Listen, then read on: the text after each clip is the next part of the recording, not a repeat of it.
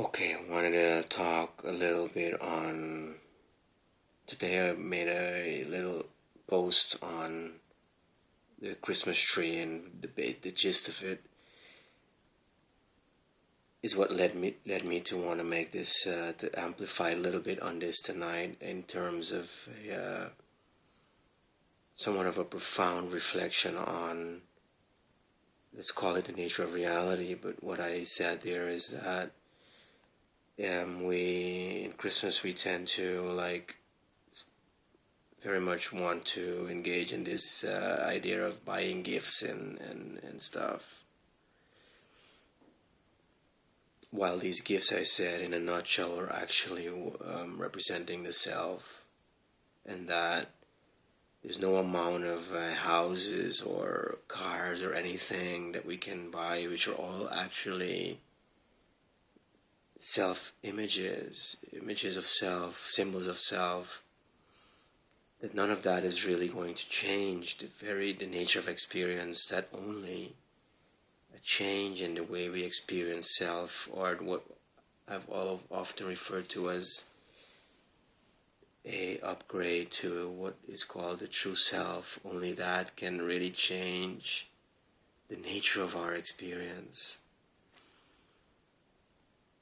And this led me in a little sharing a little bit with someone to the reflections that, where I said that basically that quantum physics has been very much trying to bring this to our attention, if you wish, and that is that reality is not solid as we see it around us, but that at the core of it, it's information and energy or waves. And then I said that basically what we are experiencing in terms of what in neurology people would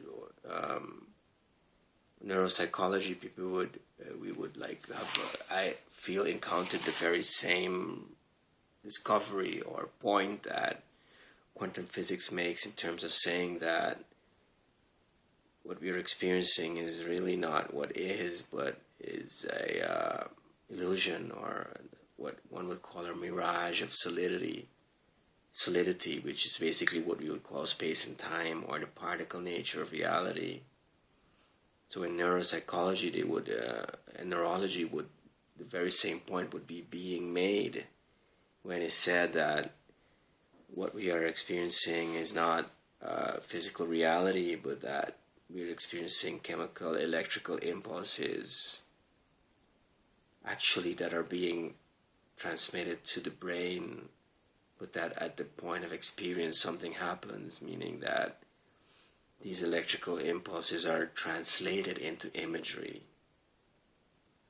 You see, and here we get a window into explaining the wave-particle paradox, which would be what I just explained in terms of what quantum physics is saying in terms of experience, or in experiential terms, because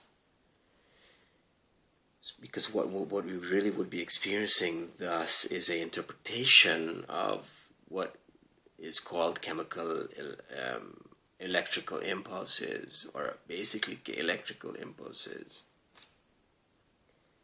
And this is where we can get into explaining what quantum physics is saying, but which remains far away from what is the de facto experience, really experienced.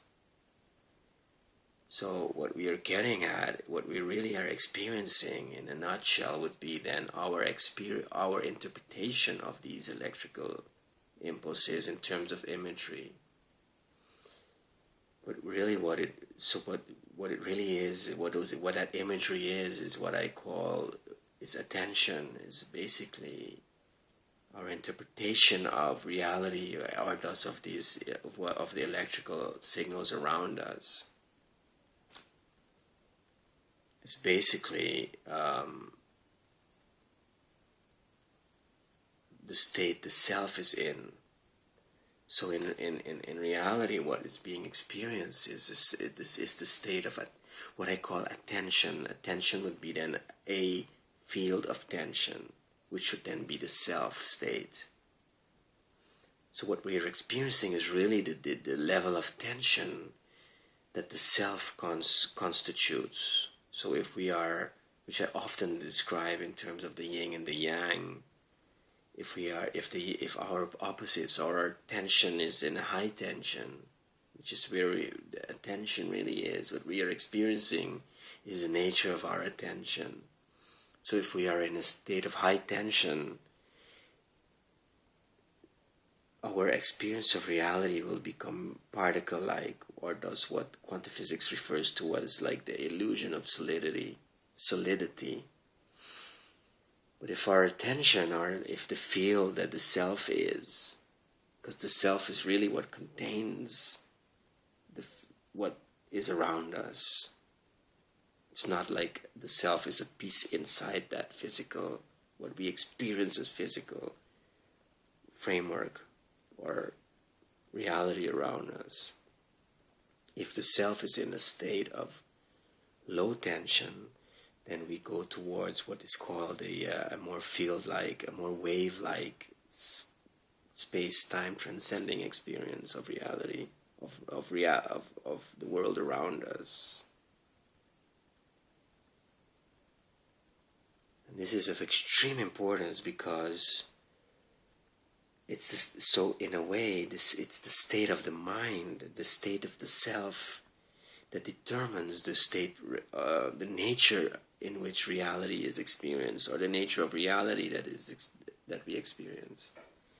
So basically, to make a long story short, it's not that the external world is leading to what we experience. It's the state that we are in is leading to the way we interpret what is experienced, or what is then reality. This is extremely important because physics really turns that around, and the whole idea of causality. But it's really that the state we are in is determining the nature of reality that is experienced. The two are inextricably intertwined. So then we get then I just wanted to make a little link to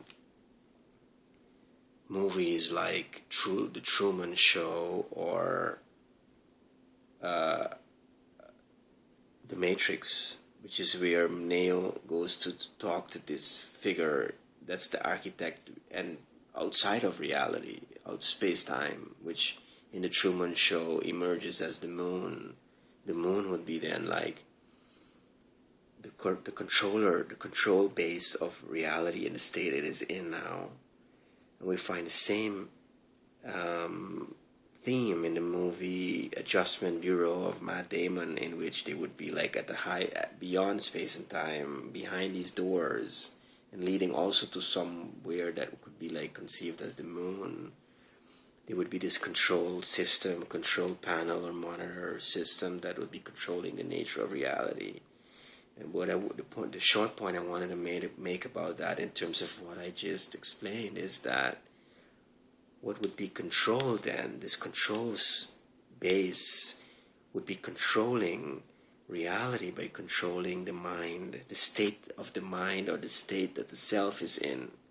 So they would be to keep the human being locked in this so-called matrix, which is space and time, the limited space and time, or those locked out of the infinite possibilities, land of infinite possibilities, would be then that reality outside of this illusion of limited space and time. So then the mind would need to be kept into division, into a state of dissociation or a split state, which would then be the idea of the yin and the yang, or the rejecting of the shadow. This is very important because we would really be controlling reality via the state the mind or the self is in, while now it's really been presented to us in the complete opposite, inverted form. So the reality you experience depends on the state you are in. and not the other way around. And if enough of us were to go to get out of this particles divided state, division state, then the very nature of reality would shift around us.